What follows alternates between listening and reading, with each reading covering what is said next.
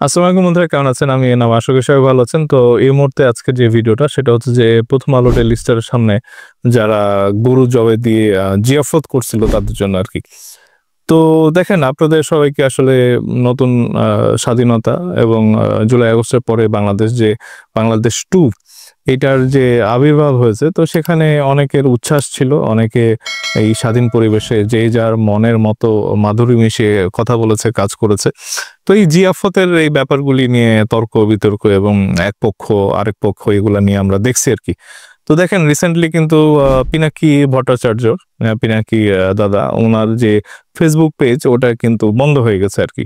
এটা এখন বাংলাদেশের বড় বাহিনী বলেন বা উনি যেভাবে সেনাপ্রধান ওয়াকারুজ্জামান সাহেবের উপরে মানে হুলিয়া জারি করেছিলেন আরকি। তো এটা কোন পক্ষ করেছে এটা আমরা জানি না, বাট সরকারের ভিতরেও কিন্তু তথ্য উপদেষ্টা আছেন বা যারা আছেন, কিছু মানুষ আছেন যাদের হাতে একেবারে ফেসবুকের মানে টপ লেভেলের যারা আছেন, ডক্টর ইউনূসের সাথে বেশ কয়েকবার বৈঠকে বসছেন আরকি, যে বাংলাদেশের বিরুদ্ধে যারা নাকি প্রোপাগান্ডা ছড়াচ্ছে সেই পেজগুলির ব্যাপারে যেন তারা খেয়াল টেয়াল রাখেন আরকি। তো এটা ফেসবুকে মেটা থেকেও হইতে পারে বা বট বাহিনী যারা যারা নাকি পিনাকি দাদাকে পছন্দ করেন না তারাও করতে পারেন। তো তার আইডিটা আসলে আমরা দেখছি আরকি। এইটা অনেকে মনে করেন যে আসলে বাংলাদেশের যে তৌহিদি জনতার মানে জাগরণ আরকি। মানে আমরা রিসেন্টলি দেখেছি যে নিউ ইয়র্ক টাইমসেও এরকম আসছে যে নারী ফুটবলারদেরকে যে বাধা দেওয়ার ব্যাপারটা, মানে বিভিন্ন জায়গাতে যে তৌহিদি জনতার যে আবির্ভাব এবং এটাকে আসলে মৌলবাদ এবং জঙ্গিবাদের উত্থান হতে যাচ্ছে, এবং এটা একটা ভ্যাকুয়াম অবস্থায় থেকে আরকি, মানে আওয়ামী লীগ না থাকার কারণে যে এরকম মৌলবাদীদের একটা উত্থান হচ্ছে। নিউ ইয়র্ক টাইমসের একটা রিপোর্ট আমি আমার আগের ভিডিওতেও বলেছি এটা নিয়ে আরকি বিস্তারিত। তো দেখেন, জিয়াফতের ব্যাপারে আমরা দেখছি যে এখানে দাড়ি টুপি এবং এগুলো আসলে আমাদের জন্য যতটা না সুখকর, এটা একটু অস্বস্তিও আনে। কারণ হচ্ছে যে ওয়েস্টার্নের যারা আছেন, যারা নাকি আমাদের যেসব দেশে আমাদের রপ্তানি হয়, আমাদের রপ্তানি ফরেন রেমিটেন্স আসে, সেই দেশগুলা যদি একটু বিরূপ আচরণ করে, আমরা কোথায় যাব? এটা ভেবে দেখা উচিত ছিল। এবং আমি উমামা ফাতেমা তার উপরও একটা ভিডিও বানিয়েছি। উনি আমেরিকার যে একটা পুরস্কার, মানে ইয়াং উইমেন যারা নাকি লিডার আরকি, উনি রিজেক্ট করেছেন এবং এটারও একটা কনসিকুয়েন্স হবে। উনি এটা রিজেকশনের পরেই আমরা গত একদিন আগে আমরা দেখছিলাম যে নিউ ইয়র্ক টাইমস এরকম বলতেছে যে বাংলাদেশের জঙ্গিদের, মৌলবাদীদের উত্থান হচ্ছে আরকি। তো দেখেন, এইসব সমস্ত কিছু বিবেচনায় আমরা ডোনাল্ড ট্রাম্প আবার আজকে ইম্পোজ করেছে 37% ট্যাক্স বাংলাদেশের উপরে, যেখানে ভারতে 26% রাখা হয়েছে, পাকিস্তান 29% রাখা হয়েছে। তো বাংলাদেশ চরমভাবে কিন্তু আঘাত পেয়েছে আরকি। তো এগুলির আসলে মূল কিন্তু মানে কলকাঠি নেড়েছে হচ্ছে যে ভারতের মোদী সরকার এবং তুলসী গ্যাবার্ডের যেই কমেন্টগুলো আমরা ভারতে এসেও উনি যেভাবে বলেছেন যে বাংলাদেশের জঙ্গিদের এসব তৎপরতা বা উত্থান এসব সমস্ত কিছু। তো হিজবুত তাহরির যে এখানে ইসলামী খেলাফত আন্দোলনের যে গেরুয়া রঙের পতাকা, ওটা নিয়ে যে তারা যে মিছিল করেছিল, এখানে আমি আমার ভিডিওতে বারবার বলেছি সেখানেও আওয়ামী লীগের লোকজনের মানে আমরা উপস্থিতি দেখেছি। এবং গেরুয়া রং তো আসলে বাংলাদেশের কোনো কালার না, এটা ওই আরএসএস বা ভারতের হিন্দুত্ববাদের গেরুয়া রং, সেটা নিয়ে কেন তারা মিছিল করতে যাবে? তো এখানে নানা রকমের প্রশ্ন ছিল। বাট এই মানে খেলাফত, যেটা ইসলামী খেলাফত কায়েম করার যে মিছিল, এটা নিয়ে আবার তুলসী গ্যাবার্ডও ভারতে বসে কমেন্ট করে গেছে। তো সমস্ত কিছু মূলে হচ্ছে জিয়াফত। তো জিয়াফত যারা করছিলেন এখানে প্রথম আলো ডেইলি স্টারে, তো মাহফুজ আনাম সাহেব উনি রিসেন্টলি ইন্ডিয়া টুডেতে কি বলে একটা ইন্টারভিউ দিয়েছেন। তো আমি লম্বা একটা ইন্টারভিউ, সেটা হচ্ছে যে কালের কণ্ঠ, এটা একদিন আগে 1 এপ্রিল তারা এটা প্রকাশ করে।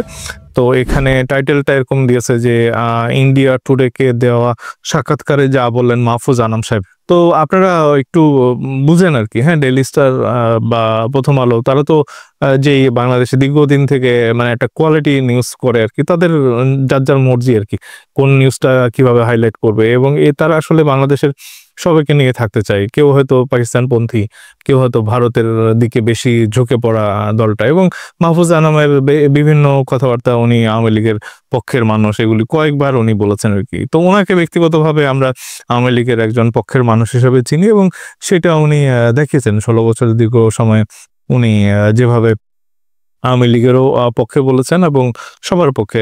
তো মাহফুজ আনাম সাহেবকে আমরা দেখেছি যে উনি মানে কিছু টুকটাক তার বিরুদ্ধে বিতর্ক ছিল আরকি। তো এই কারণে আসলে ডেইলি স্টার প্রথম আলো বন্ধ করে দিতে হবে এটা মানে এটা মানা যায় না আরকি।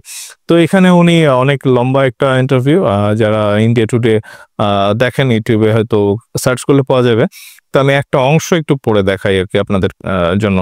তো মাহফুজ আনাম সাহেব এই ইন্টারভিউতে বলেন আরকি যে তিনি আরো বলেন জামাতে ইসলামী দলটি অনেক নির্বাচনে অংশগ্রহণ করেছে, তবে তারা কখনোই ৫ থেকে ৬% বেশি ভোট পায়নি। বিএনপির সঙ্গে জোটবদ্ধ হয়ে তারা একসময় ৮% ভোট পেয়েছিল। এটিই তাদের ভোটের ইতিহাস। তারা হয়তো একটু বেশি ১০% পর্যন্ত পেতে পারে, তবে আমি মনে করি এর বেশি হবে না।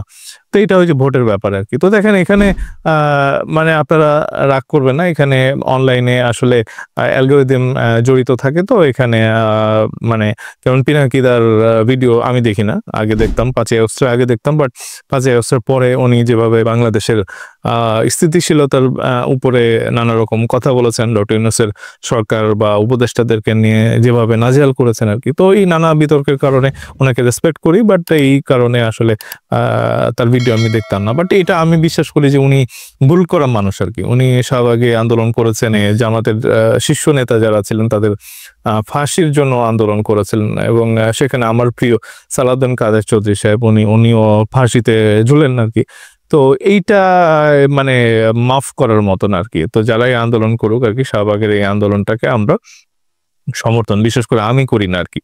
তো উনাকে আবার পরে যখন আমরা দেখি যে উনি সরি বলেন আরকি, তো এইটা ভাই মানে উনি শাহবাগের আন্দোলনকে বাংলাদেশের ২য় স্বাধীনতা বলেছেন। ওনার ভিডিওর মধ্যে খুঁজলে পাবেন আপনারা। এবং উনি বাংলাদেশের মানে শক্তি হচ্ছে যে ওয়াকারুজ্জামান, মানে সেনাপ্রধানটাও তো একটা ইনস্টিটিউট। এদের বিরুদ্ধে উনি যেভাবে বৈরিতা ছড়াইছেন এবং হাসি তামাশা এবং টিপ্পনী কেটেছেন, তো এইগুলি এটা মানা যায় না।